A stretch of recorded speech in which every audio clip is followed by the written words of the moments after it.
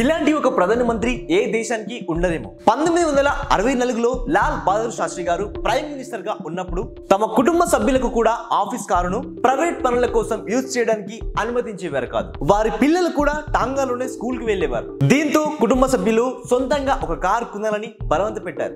అప్పట్లో new Fiat car 12,000 రూపాయల వరకు ఉండేది. కానీ శాస్త్రి గారి అకౌంట్ లో కేవలం 7,000 రూపాయలు మాత్రమే ఉన్నాయి.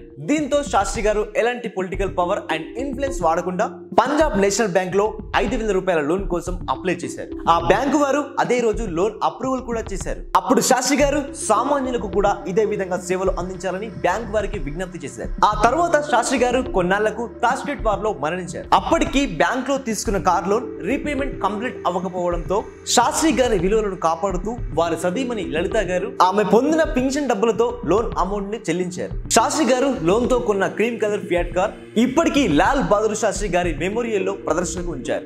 నిస్వార్థంగా దేశానికి సేవలు అందించిన నాయకులలో శాస్త్రి గారి ఎప్పుడూ ముందు వరుసలో ఉంటారు. జై హింద్. కాంపిటేటివ్ ఎగ్జామ్స్ కు ఉపయోగపడే జీకే కరెంట్ అఫైర్స్ ని ఎప్పటికప్పుడు తెలుసుకునేందుకు మీ ఫోన్లో daily bytes current affairs app ను డౌన్లోడ్ చేసుకోండి. ఈ పోటీ ప్రపంచంలో నిరంతర అప్డేట్ గా ఉండండి.